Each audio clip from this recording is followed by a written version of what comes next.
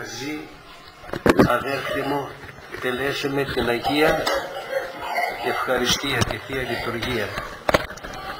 Μόνος του ο ιερέας δεν μπορεί να κάνει λειτουργία αν δεν υπάρχει έστω και ένας λαϊκός. Άρα μαζί τελέσαμε τη Θεία Λειτουργία. Τώρα που είναι πάλι εξίσου η ώρα πάρα πολύ σπουδαία, σημαντική, θέλω και το κήρυγμα που θα ακούσουμε πρώτος εξ αυτών είναι εγώ, να το κάνουμε μαζί. Πώς θα γίνει αυτό? Από σας θέλω ένα τηλεγράφημα να στείλετε στον ουρανό και να πείτε: Αγία Τριάς ο Θεός, ο άνθρωπος αυτός που τον ανέχισε από τη θέση αυτή να εξαγγέλει το θέλημά σου, περί ανοχής πρόκειται, αδέρφια μου, άξιος δεν είναι κανένας, έχω επίγνωση και γι' αυτό έχω ανάγκη των προσευχών σας, ώστε ήρθατε εδώ να αφήσετε το σακί αυτό, το τσιμέντο που κουβαλούμε, τα προβλήματά μας δηλαδή, και να φύγουμε θεραπευμένοι από εδώ. Ζωντανό Θεό έχουμε, δεν είναι επεξηγένωση. Μας αγαπάει αφάνταστα και είναι έτοιμος να σηκώσει το φορτίο μας, να πάρει τα βάρη μας, να λύσει τα προβλήματά μας, γιατί θέλει, όπως εμείς θέλουμε τα παιδάκια μας, να είναι χαρούμενα. Να είναι χαρούμενα, αλλά και προσεκτικά να είναι. Και το μυαλό σας εδώ, παιδάκια, έτσι σας παρακαλώ.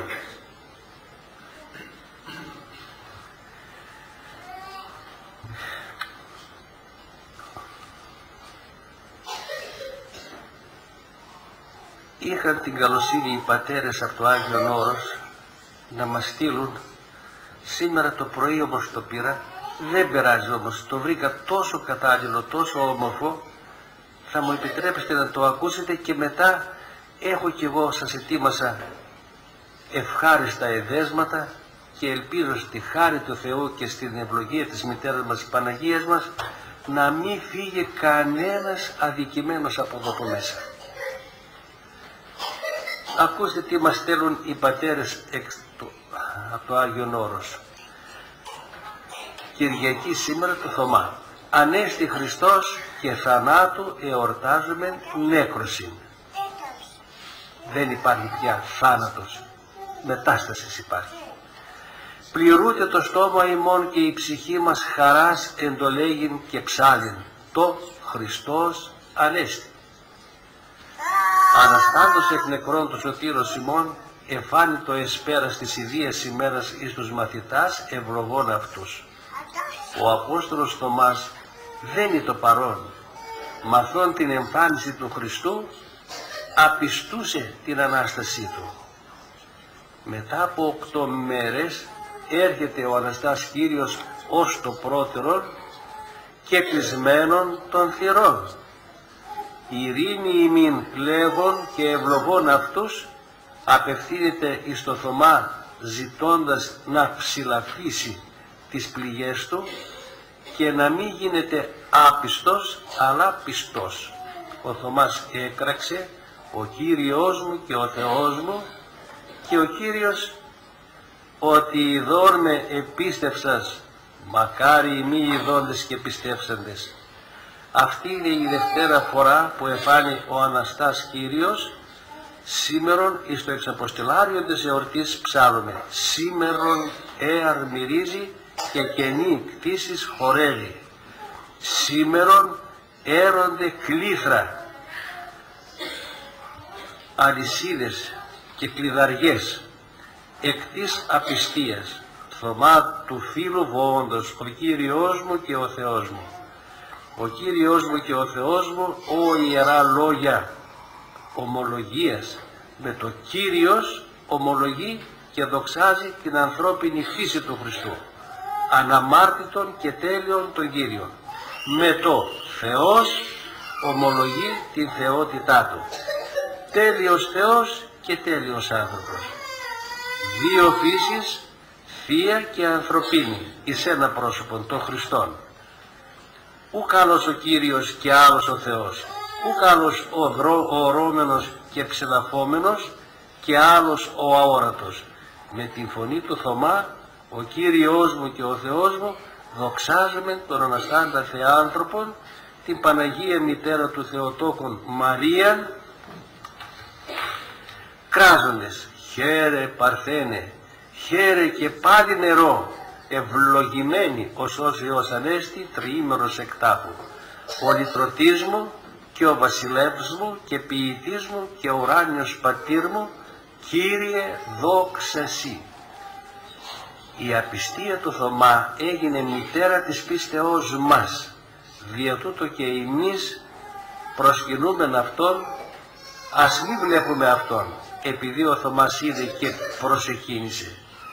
Ότι σε ευλογημένη σου απιστίας Θωμά, δια να έβρω κι εγώ, δια της Ορθοδόξου πίστεως και τηρήσεως του Ευαγγελίου τον υπόντα. Ζητείτε και ευρύσετε. Ω του παραδόξου, εισήλθε η θύρα της ζωής και ο Χριστός δια των κεκλεισμένων θυρών, όπως γεννηθεί στα σπήλας της Παρθένου, ουκ έφερε. Θέλουν τώρα αυτά εξήγηση βέβαια, αλλά χάρη συντομίας θα τα αφήσουμε έτσι, ας ακούγονται και όσοι έχουν ώρα μπορούν να τα σχολιάζουν, να τα καταλαβαίνουν. Όσοι δεν τα καταλαβαίνουν, καλά είναι να ρωτάνε, να τα μάθουν. Όπως εκ του εσφραγισμένου τάφου εξήλθε. Εδώ πρόκειται για ένα μεγάλο θαύμα. Πώς γεννήθηκε ο Χριστός μας, δηλαδή από την Παναγία, χωρίς να φθαρεί η παρθενία της. Παρθένος πρωτόκου, εν τόκο και μετατόκου. Αυτό το μυστήριο είναι. Η θέληση και ουδέν εμπόδιο προσκυνώ το μυστήριον, ουκ απιστώ το ανερβήνευτον της φιλανθρωπίας αυτού. Αυτός προαιώνιος και πρόσφατος, ουράνιος και επίγειος, ορατός και αόρατος, ο Θεός αληθός και άνθρωπος αψευδής. Αυτός εν κοιλία της Θεοτόκου, ο αυτός και εν κόλπης του Πατρός, ο αυτός εν το σταυρό δι' ημάς, ο αυτός εν το βασιλικό θρόνο προαιώνων. Μακάριος ο βλέπων με την ορθόδοξη πίστη των πανταχού παρόντα τριαδικών θεών. Μακάριος ο τρώγων το σώμα και πίνων το αίμα αυτού, αξίος κοινωνών των φρικτών μυστηρίων. Μακάριος και της μακάριος ο πάντοτε μετανοών, ο έχων αγνούς και ταπεινούς λογισμούς, ο φυλάτων εαυτών αμόλυντων από την κοινωνία των κακοδόξων, των μη τηρούντων την ορθόδοξη παράδοση. Και εδώ μέγα θέμα φύγεται. Της Θεός μέγας ως ο Αναστάς Κύριος, δόξα τη Αγία Αναστάση σου Κύριε. Τέτρο με το πόθο σου Θεοτό και Παρθένε, φλέγει με ο έρος εντολέγην. Χριστός ανέστη εκ νεκρών, θάνατον πατήσας και της εν της μνήμας η ζωήν χαρισάμενος. Νομίζω ένα πιάτο βιταμινούχο πέρα για πέρα είναι. Μας τα λέει όλα. Τώρα άμα έχω την ευλογία σας θα πω το διευχόν. Αν όχι όμως θα σας προσφέρω από αυτά που ετοίμασα κι εγώ, που είναι πιο επιτολαϊκότερο, πιο κοντά μας. Λέει τώρα παρακάτω, σταχυολόγημα εκ των πατερικών λόγων διαχειρός λιθοκαρδίου γέροντος Αλιπίου καψάλ Άγιον Όρος. Να εξηγήσω τι σημαίνει το λιθοκάρδιος. Αυτό το χαρακτηριστικό έχει, αυτός και το βάζει. Λιθοκάρδιος Αλίπιος. Λιθοκάρδιος σημαίνει πέτρινη καρδιά έχω. Και είναι ένα παιδάκι 45-50 χρονών θα πρέπει να είναι. Παιδάκι όμως είναι. Τώρα όσο για μένα, εγώ καταλαβαίνω ότι έχω γκρόμπετον η καρδιά μου. Αν βοηθήσει ο Θεός που τον παρακαλώ να με κάνει σαν τα αγγελούδια μας αυτά εδώ πέρα και μετά να με πάρει. Δόξα σου ο Θεός μέχρι στιγμής. Άντε τώρα τι έχεις κοπούληση, τι μας προσφέρεις. Νομίζω επειδή έχουμε και ώρα σήμερα, ήταν σύντομη ο όρθρος και... Λοιπόν, δεύτερη Κυριακή, Αντίπασχα. Είναι λέει το συναξάριο εγγένεια το Πάσχα κάνουμε. Τι σημαίνει εγγένεια το Πάσχα? Ανάμνησης αυτό που έγινε το Πάσχα. Αυτήν την ανάμνηση κάνουμε σήμερα. Θυμόμαστε δηλαδή τι έγινε το Πάσχα. Μερικοί άκουσα ένα πικρό λόγο, το μεταφέρω γιατί υπάρχουν και τέτοιες ψυχές. Λέει μια φορά σταυρώθηκε ο Χριστός, λέει κάθε χρόνο των σταυρών. Βρε παιδάκι μου, είναι εγγένεια, είναι ανάμνηση είναι. Για να μην τα ξεχάσουμε. Εάν δεν τα κάναμε καθόλου, ποιος θα θυμόταν για την Ανάσταση του Χριστού. Εδώ οι πέτρες βοούν για τα άψυχα και άλλος το αμφισβητεί. Και παρακαλώ, τώρα το φέρνει ο λόγος, παιδάκια στον νηπιαγωγείο. Λέει το ένα ή στο δημοτικό, στις πρώτες τάξεις. Βγάλει το σταυρό σου, λέει, αυτά είναι παραμύθια, λέει. Δεν υπήρξε Χριστός, λέει. Τώρα μου ήρθε ένα γεγονός που έγινε, στη Ρωσία έγινε αυτό παλαιότερα. Επί ώρες ολόκληρες, χιλιάδες κόσμος, τους απασχολούσαν 4 ώρες νομίζω, τους λέγανε παραμύθια είναι η Ανάσταση του Χριστού, δεν υπάρχει Ανάσταση, δεν ήρθε ο Χριστός και πολλά άλλα πράγματα. Και αυτά τα γράφουν ιδιαίτερα τώρα στις μεγάλες γιορτές. Ακούστε όμως τώρα τι έγινε στο τέλος. Σύντροφοι, μήπως κάποιος θέλει να πει κάτι, λέει κάποιος. Ποιος θα σκοτεί να πει. Φόβος και τρόμος υπήρχε. Τάσκαζε η φοβέρα εκεί. Λοιπόν, ένα γεροντάκι όμως με τον μπαστούνάκι σηκώθηκε πάνω, λέει κάτι έχω να πω κι εγώ. Έλα σύντροφε, του λένε, δεν μου τι θα πεις κι εσύ να πεις. Πήγε λοιπόν στο μικρόφωνο και φωνάζει Χριστός Ανέστη! Όλος ο λαός, αληθώς Ανέστη! Πας στον αέρα δηλαδή, 4 ώρες πόσο μιλούσαν έκανα εκεί πέρα, πας, άξιζε να τον αναφέρουμε. Το ξέρεις ο Θεός. Το έφερε έτσι ο λόγος τώρα.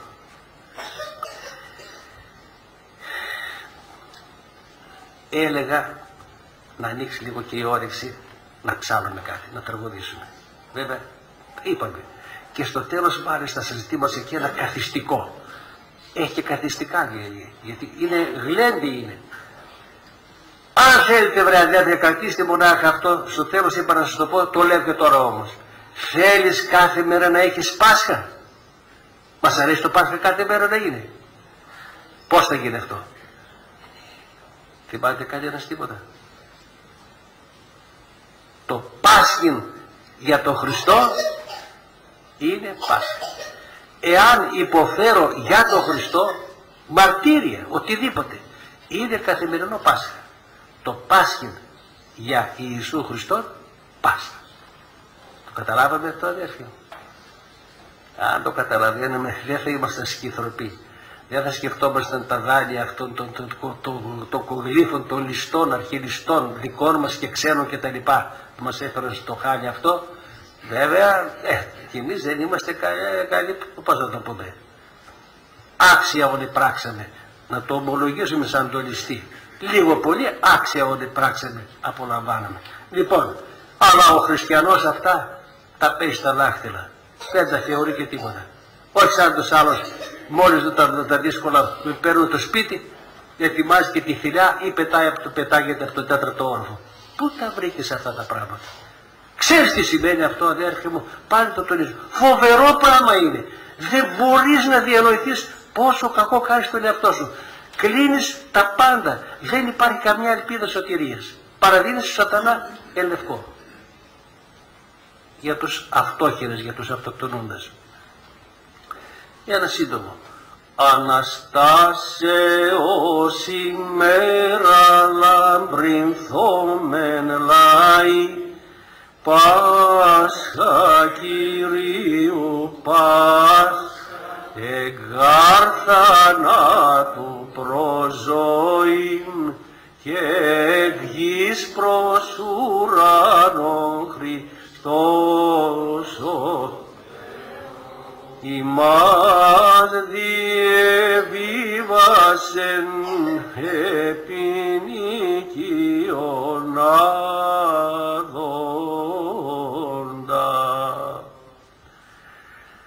Αντίπασχα και τον Κύριο Λόγο τον έχει ο Θωμάς του, ο λεγόμενος Δίδυμος. Γιατί λέγεται Δίδυμος? 3 εκδοχές υπάρχουν. Μια που γιορτάζει σήμερα και ο Θωμάς, να τα πούμε για τον Θωμά, τον οποίο οφείλουμε μεγάλη χάρη.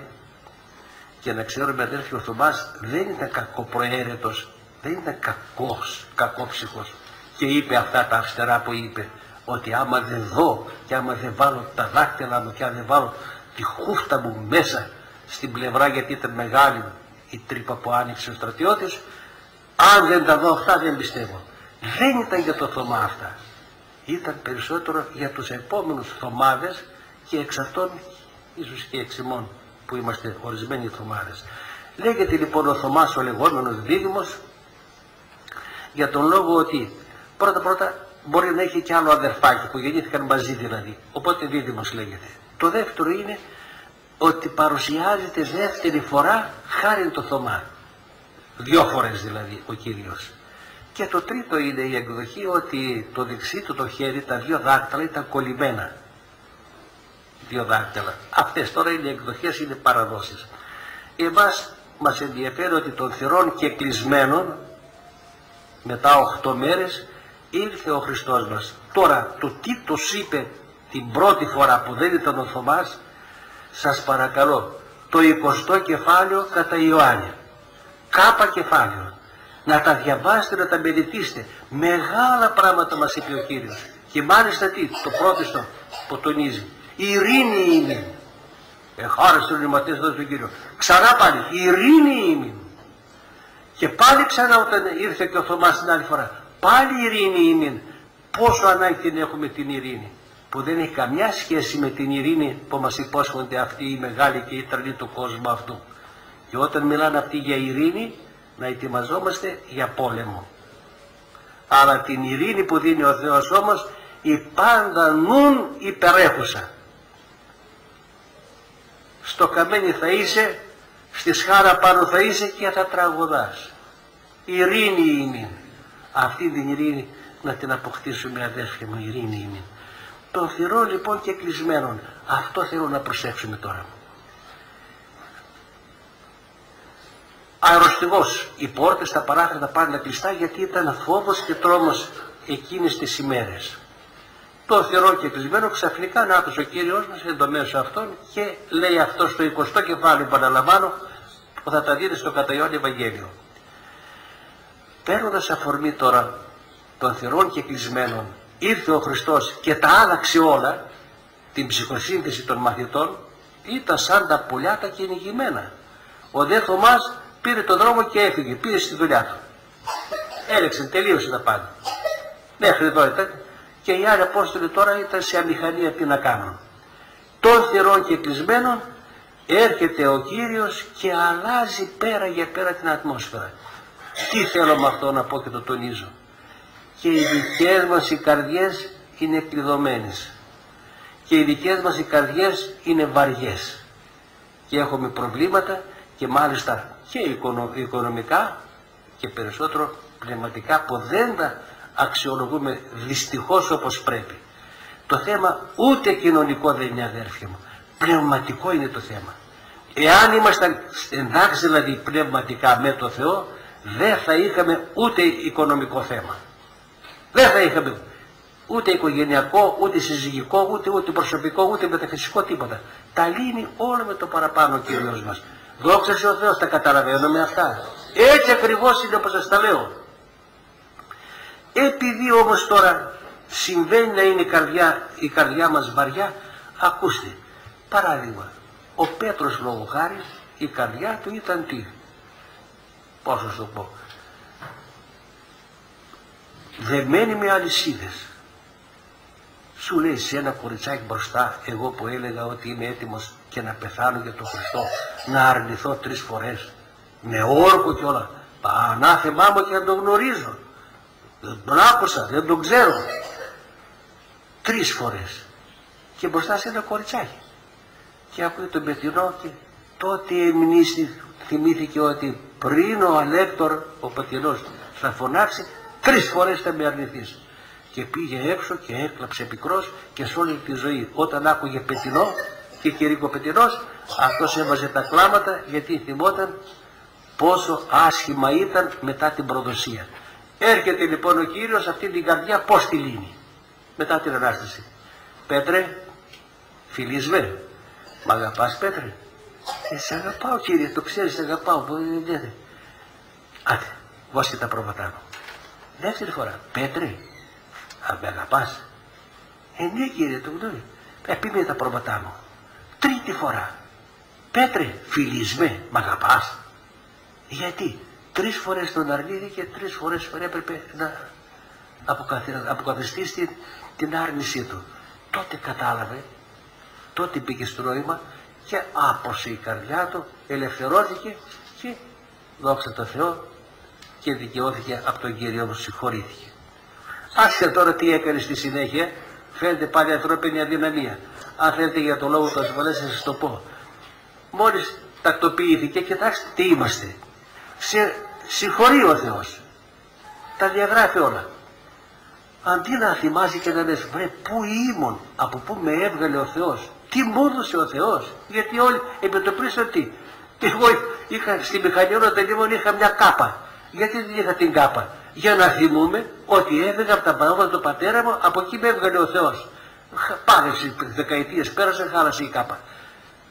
Είχα και παραδείγματα να σας πω κι άλλα. Ήθελα να θυμούμε δηλαδή και μέχρι σήμερα. Πού ήσουν, από πού σε έβγαλε ο Θεός και τι σου έκανε. Να σε ευγνώμων. Λοιπόν ο Πέτρος τι κάνει? Μόλις τακτοποιήθηκε και αποκαταστάθηκε, λέει, από αυτόν τι θα γίνει, λέει, με τον Ιωάννη, για το θεολόγο. Ανάμεσα από τους συμμαθητές είχαν ένα, πώς το λένε, ένα κοτσουμπολιό. Άκουσε ότι αυτός δεν θα πεθάνει και λέει, τι θα γίνει με αυτόν? Ο Πέτρος θυμήθηκε, τι θα γίνει με αυτόν? Δεν του λέει, παιδάκι μου, εάν αυτόν θέλω μένει έως έρχομαι, τι σε μέλει εσένα? Αποκαταστάθηκες τώρα εσύ, είσαι εντάξει με τον Θεό, τον Θεό. Το είπα αυτό γιατί τον νοιάζεται. Ασχολούμαι τι κάνει ο γείτονας, αραβωνιάστηκε, χώρισε, τι έκανε, τι φοράει, τι τρώει, τι πίνει, τι αυτοκίνητο έχει. Τι σου μένει για τον άλλον? Κοίταξε το διαυτούλη σου. Στους Εμαούς, Θωμάς και Κλεόπας, το κεφάλι προς τα κάτω συζητούσαν. Οι Εμαοί είναι κάπου 15 χιλιόμετρα πόσα από τα Ιεροσόλυμα. Έφυγαν από τα Ιεροσόλυμα οι δύο μαθητές και συζητούσαν. Πρόσφατα ήταν, ούτε 3 μέρες, μόλις περάσαν 3 μέρες. Και έλεγαν, πέρασαν και 3 μέρες, ο δάσκαλός μας, αυτόν που πιστεύουμε, δώσουμε την καρδιά μας, δεν φαίνεται τίποτα. Η καρδιά τους δεμένη, πολύ κουμπουμένη. Ξαφνικά τους πλησιάζει ένας άγνωστος και τους λέει, παιδιά, γιατί είστε σκυθροποί, γιατί είστε έτσι στεναχωρημένοι, γιατί κουβαλάτε αυτό το βάρος? Και του λέει, εσύ δεν με στα Ιεροσόλυμα, δεν άκουσες τι έγινε αυτές τις ημέρες, λέει, για τον Ιησού του κτλ, λέει, τον οποίο συνέλαβαν, σταύρωσαν και έκαναν. Εμείς πιστεύουμε, λέει, ότι είναι αυτός ο Μεσσίας και τα λοιπά. 3 μέρες πέρασαν και δεν φαίνεται τίποτα, μας είπε θα αναισθηθεί. Και αρχίζει και τους λέει αυτός ο άγνωστος, εν ετέρα μορφή παρουσιάστηκε ο Κύριος. Καλά βρε, τους λέει, παιδιά, οι γραφές τι λένε, η τάδε προφητεία τι λέει, η τάδε ο προφήτης τι λέει, ο Μωυσής τι λέει, εδώ τι λέει η γραφή, ο ψαλμοδός τι λέει, ο άλλος εκεί τι λέει, και τους ερμήνευε τη γραφή. Και καθώς, λέει, τους ερμήνευε τη γραφή, άρχισε να ζεσταίνεται η καρδιά τους και έφυγε αυτό το βάρος. Γι' αυτό και εγώ κάνω τώρα έτσι λίγο πλεονεκτό, δηλαδή, να φύγει το βάρος, ρε παιδιά, έτσι έχουν τα πράγματα. Οι καρδιές μας είναι δεμένες με αλυσίδες. Τα κλήθρα που λέει εκεί πέρα, έσπασε το εξαποστελάριο. Να σπάσουν και τα δικά μας τα κλήθρα, οι καρδιές. Ο Κύριος μαζί. Πήγαν λοιπόν στην Κομμόπολη και τους λέει, εγώ θα προχωρήσω να πάω παραπέρα. Σε παρακαλώ, με το λένε, μείνον με θυμών, μείνε μαζί μας. Τόσο όμορφα περνάμε μαζί σου. Πού είναι ο Χριστός και δεν είναι παράδοσος, αδέρφια μου? Στον Άδη πήγε και το μισό τον Άδη τον έκανε παράδεισο. Γιατί αυτοί που πίστεψαν και δέχτηκαν το λόγο του έμεναν πάλι εκεί πέρα, αλλά έγινε παράδεισος. Όπου Χριστός παράδεισος. Οι άλλοι μερικοί, πόσοι τώρα δεν ξέρω, που δεν πίστεψαν και δεν δέχτηκαν, αυτοί έμεναν εκεί πέρα στα αιώνια δεσμάτος. Και όταν, να συνεχίσω να κλείσω με τους Εμαούς, το Θωμά και τον Κλεόπα, τους μαθητάς, όταν κάθεσαν να φάνε εκεί πέρα, τους έκανε το χατήριο ο Κύριος, μείνω με θυμών, ας το λέμε κι εμείς, μείνε μαζί μας, Χριστέ μου, μείνε στο σπίτι μου, μείνε στην οικογένειά μου, μείνε στα παιδιά, να τα κάνει παράδεισο τα παιδιά, την οικογένεια και εμένα τον ίδιο. Μόλις πήρε το ψωμί, όπως συνήθιζε ο Κύριος, έκλασε, σπάω, κλάω, σπάω. Έσπαζε το ψωμί και το έδινε. Έκλασε και το έδωσε το ψωμί. Το σπάσε. Μόλις πήραν το ψωμί, τότε κατάλαβαν ποιος είναι. Αυτός είναι ο δάσκαλος. Και μόλις είπαν ο Κύριος και τα λοιπά, αφαντοσυγέννητο. Τώρα μερικοί σε αυτό βλέπουν και το εξής. Για να μπορέσει να γνωρίσει τον Χριστό, πρέπει να φας το σώμα του, να πεις το αίμα του, με κατάλληλη προετοιμασία, για να ανοίξουν τα μάτια και να καταλάβεις ποιος είναι ο Χριστός. Αλλιώς αέρα κοπανάς και ας είσαι καθηγητής, ακαδημαϊκός και πανεπιστημιακός και δεν ξέρω τι. Να μην επεκταθώ, γιατί έχω παραδείγματα και εγώ από τη ζωή μου την φοιτητική. Ένας όμως μαθητής που έκλεισε πέρα για πέρα την καρδιά και δεν επέτρεψε να την ανοίξει ο Κυριός μας παρά τις προσπάθειες μέχρι τελευταία στιγμή, είναι ο Ιούδας. Είδατε, τον κυνηγάει η αγάπη του Κυρίου μέχρι τελευταία στιγμή. Τον πλύνει τα πόδια, τον κοινωνάει. Αλλά αυτός ο μετανόητος, η καρδούρα του στα αργύρια επιτοπλίστων ήταν και κλέπτης ήταν και το γλωσσόκομο τον. Δηλαδή ήταν κλέπτης και τον έβαλε ταμεία ο Κύριος. Είχαν και κάτι, τέλος πάντων, ως η ομάδα του Κυρίου με τους Αποστόλους. Είχαν και ένα ταμείο. Τον έβαλε ταμεία για να μπορεί να κλέβει, να χορτάσει και να πει «Εχτά ρε παιδί μου, επιτέλους». Αλλά τα πάθη είναι όμως απίθμενα. Γι' αυτό όποιο πάθος, αν δεν το θεραπεύσουμε, αδέρφια μου, δεν έχει τέρμα. Τώρα καλά με αυτούς. Έχω τώρα το εξής. Προσωπικά το μεταφέρω, τι γίνεται με μένα, τι γίνεται με σένα, με τον καθένα από εμάς.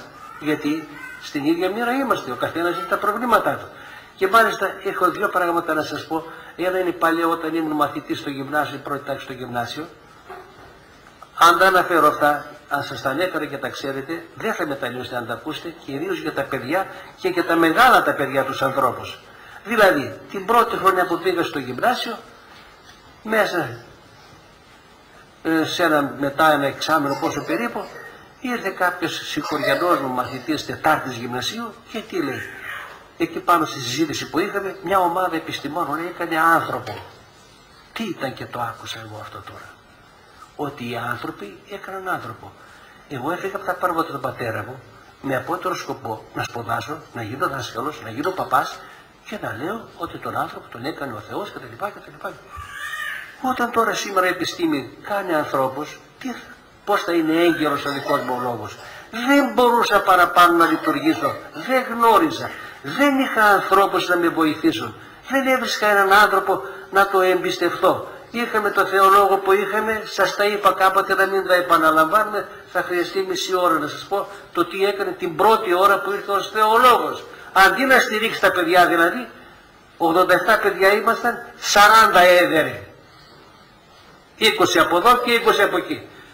Περίμενα πως Τσομπανόπουλο με πολύ φωτιά να έρθει ο θεολόγος να ακούσω για το Θεό, και αντί να ακούσω για το Θεό την πρώτη ώρα, την πρώτη φορά, 40 παιδιά έδερε.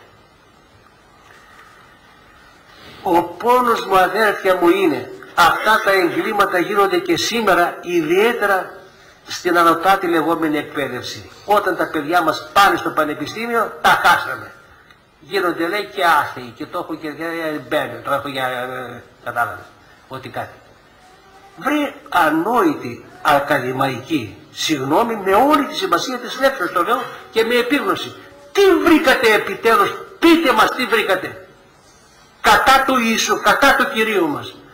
2.000 χρόνια πέρασαν, ούτε ένα γιώτα δεν μπόρεσαν να συμπληρώσουν, ούτε κάτι. Όλοι αποκαλύπτονται και όλοι κρεύουν και δημιουργούν τις κοσμοθεωρίες και δεν. Πάρε τον μαρξισμό. Τάκλεψε περί δικαιοσύνης, περί ελευθερίας, περί αγάπης, περί ισότητας, τάκλεψε από το Ευαγγέλιο. Το Χριστό δεν τον θέλουν. Οι Ευρωπαίοι σήμερα τους έκανε ανθρώπους ο Χριστός που ήταν πάνω στα δέντρα, αγρίκοι, άγριοι άνθρωποι, βάρδαλοι άνθρωποι, και δεν θέλουν να ακούσουν σήμερα για τον Χριστό.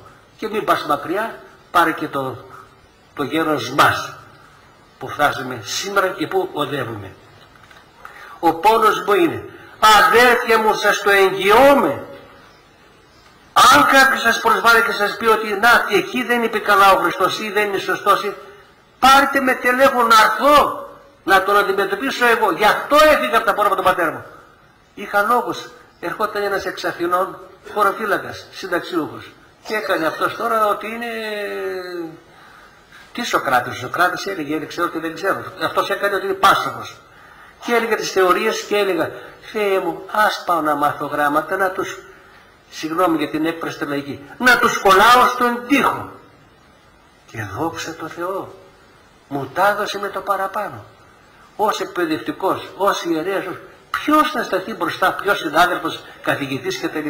Με σεβασμό, με τον Λυκειάρχη μου σας είπα, που ήταν άνθρωπος άλλης κοσμοθεωρίας, καλός χριστιανός ήταν, καλός οικογενειάρχης, δίκαιος άνθρωπος, δεν βρήκα δικαιότερο άνθρωπο από αυτόν τον μαρξιστή. Πιο δίκαιο άνθρωπο δεν βρήκα στη ζωή μου. 100 δεσποτάδες, 1000 δεσποτάδες, τίποτα. Αυτός ήταν πιο δίκαιος. Αλλά είχε ο άνθρωπος και όταν έβλεπε κάτι πράγματα που συμβαίνουν εκεί πέρα, σας το είπα, πόσες φορές σας το είπα. Σας το λέω γιατί τι σημαίνει χριστιανός να είσαι. Από αυτόν τον άνθρωπο εξαρτώμουν εγώ, εάν έκανε κακή έκθεση εις βάρος μου, δεν θα μπορούσα να μείνω ως καθηγητής. Με κάλεσε στο γραφείο μια μέρα και μου λέει, τι κάνεις, λέει, γιατί σ' αγαπούν τόσο τα παιδιά, τα μιλάς για το Θεό. Είχε λόγος να μην τα επαναλαμβάνω, τα ξέρετε. Μπορείτε να τα μάθετε αν τα γνωρίζετε.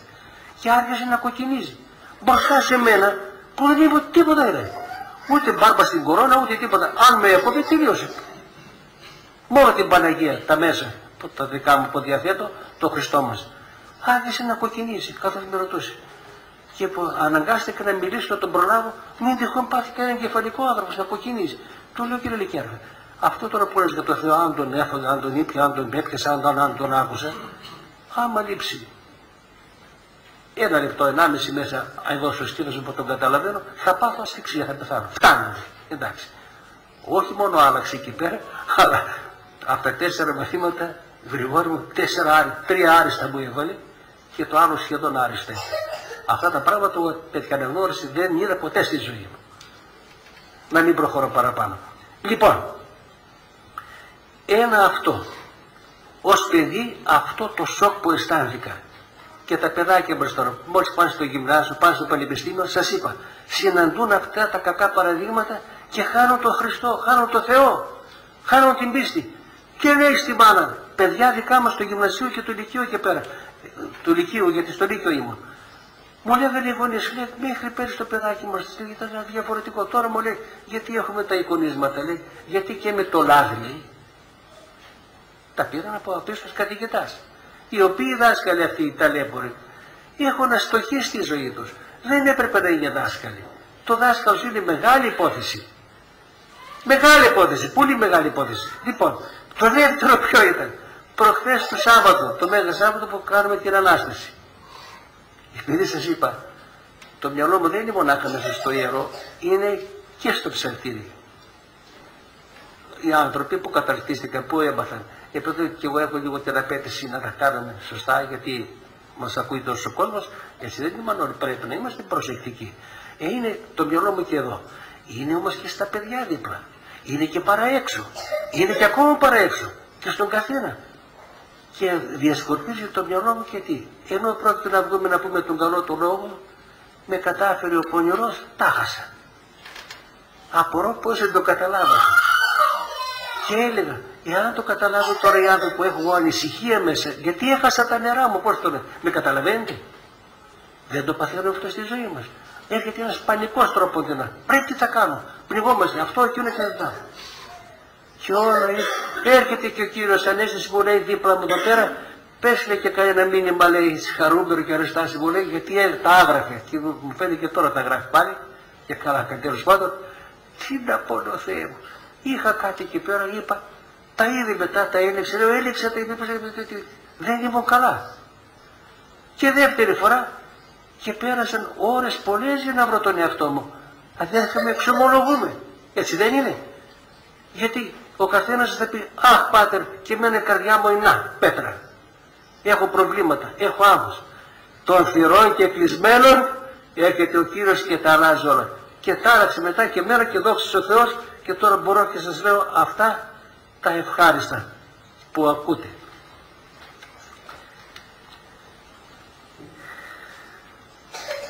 Σήμερα ότι είμαστε κλειδωμένοι, να το πω και αυτό πάρα πολύ σύντομα βέβαια, τα καταφέρανε και υλικά μας κλειδώσανε και τέτοιο κλείδωμα νομίζω δεν θα μπορέσουμε να βγούμε, αδέρφια μου. Μόνο αν ο Θεός βάλει το χεράκι του. Και αυτό θα γίνει αν στραφούμε στο Θεό, τότε θα τους αλλάξει τα φώτα όλους. Αν όμως δεν συμβεί αυτό, η παγκοσμιοποίηση αλματοδός προχωράει και θα δούμε φοβερά πράγματα. Για τον χριστιανό, τι βία και πάμε. Είπαμε, ό,τι και να υποφέρει ο χριστιανός για την πίστη του θα είναι ένα συνεχές Πάσχα.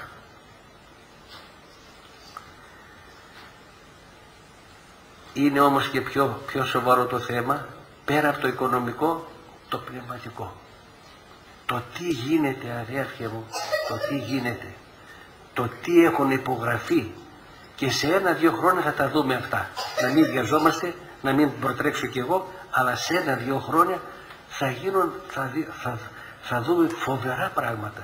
Του χρόνου, τον Ιούνιο μου φαίνεται, την Πεντηκοστή, είναι να γίνει η Πανορθόδοξη λεγόμενη Σύνοδος. Αυτή θα τα ανατρέψει όλα. Κατά κοινή ομολογία των Αγίων. Αυτή θα είναι η καταστροφή και θα μας ενώσουν, όχι με τους παπικούς μονάχα, πανθρησκεία. Οπότε ετοιμάζεται τώρα, όπως καταλαβαίνετε, ο ερχομός του μακριά από εδώ. Οπότε το θέμα είναι ακόμα πιο σοβαρό το πνευματικό. Γι' αυτό σας το υπενθυμίζω για μια άλλη φορά, να το προσέξουμε. Για τα υλικά, άμα δεν ξεκολλήσετε ακόμα, προσευχηθείτε να ξεκολλήσετε για να μην είναι εμπόδιο τα υλικά, τα αγαθά, το σπίτι μας, το αυτοκίνητό μας, τα δεν ξέρω τι αυτά. Υποχρεούμε να σας τα πω. Γιατί θα ζητήσουν αντάλλαγμα. Για να σου δώσουν λίγο ψωμάκι, να σου δώσουν, θα σου δώσουν την κάρτα. Η κάρτα είναι παραπώνας. Έπεται ο γάμος. Σε λίγο καιρό αμέσως η κάρτα θα γίνει και τσίπ. Οπότε τελείωσε, έγινε Δευτέρα παρουσία. Και τι θα έχεις από εδώ και πέρα με το τσίπ αυτό, θα μπορείς να κουράζεις και να απολαύσεις.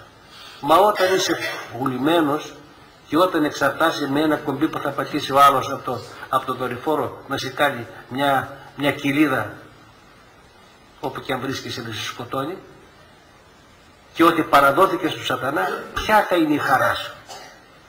Και αρρώστιες οπωσδήποτε μέσα θα προκαλεί αυτό το μικροτσίπ.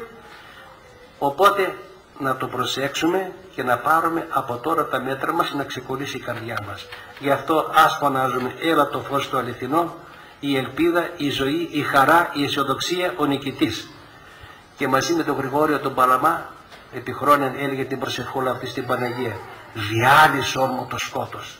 Γιατί σήμερα υπάρχει πολύ σκοτάδι, αδέρφια μου. Πολύ σκοτάδι. Πρώτα στους εκκλησιαστικούς και μετά στους άλλους, τους πολιτικούς, τους λαϊκούς. Φτάσαμε στο τέλος. Να θυμηθούμε και το καθιστικό τώρα που είπαμε, ένα αργό, έτσι να πούμε, ένα ύμνο αργό, ένα τραγούδι της εκκλησίας μας.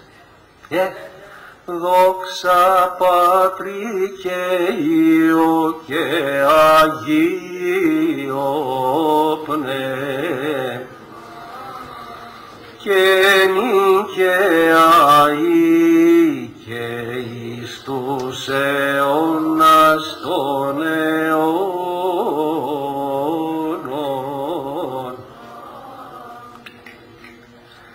Αναστάσε ως ημέρα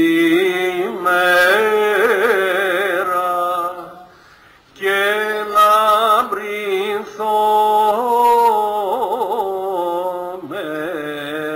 τη πανηγύρ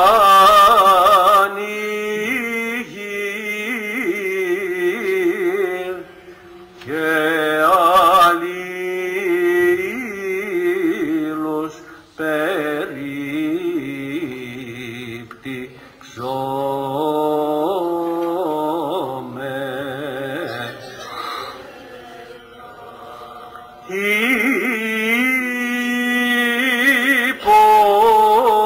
Υπόμεν αδέλφ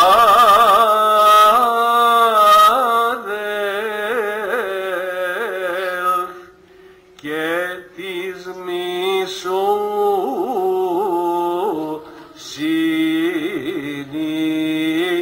μας συγχωρήσομεν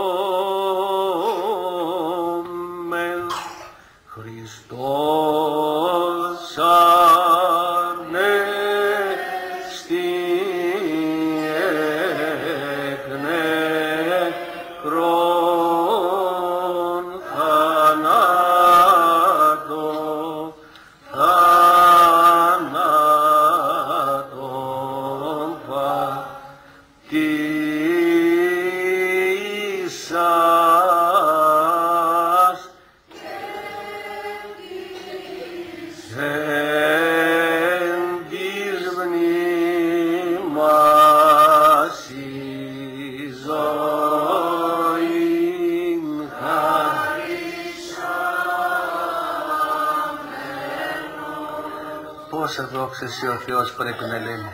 Απειράκης και Μυριάκης. Μυριάκης και Απειράκης. Να πούμε και το δοξασμένο στη γλώσσα μας τότε και να φύγετε πεπληρωμένοι. Και μη φοβάστε δάνεια, μη φοβάστε χρέη, μη φοβάστε τακτορίες, μη φοβάστε αυτός ο άμμος που θα έρθει. Να, αυτά τα κοριτσάκια. Θα το φτύνουν. 12χρονα κοριτσάκια. Αρκεί να έχουμε Χριστό μέσα μας. Δοξασμένο το όνομα σου, το Αγίο Μεγάλε δοξασμένο το όνομα σου, το Αγίο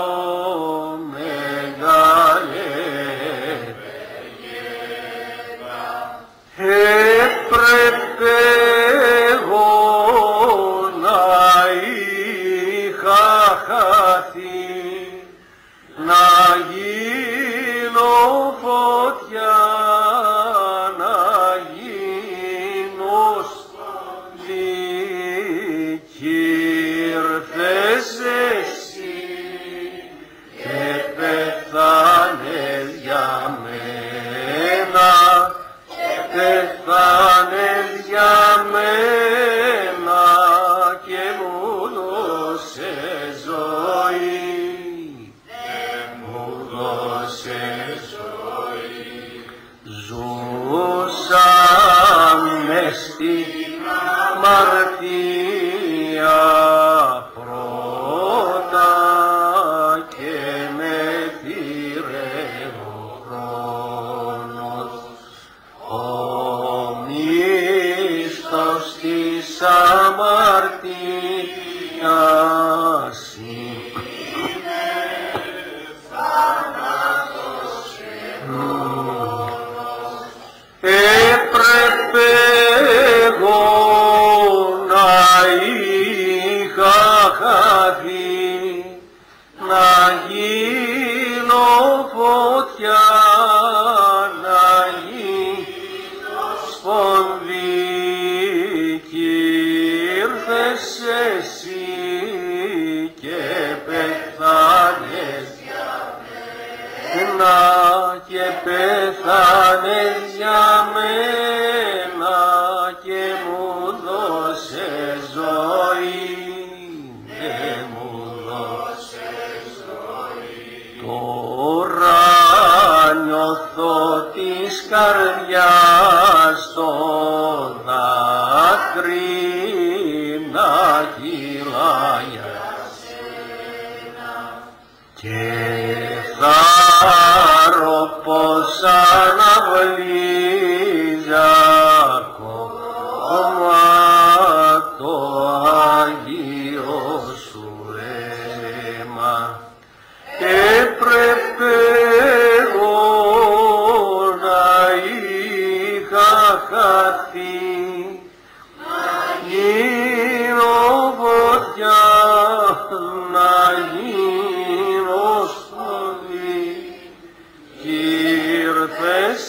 εσύ και πέθανες για μένα και πέθανες για μένα και μου δώσες ζωή.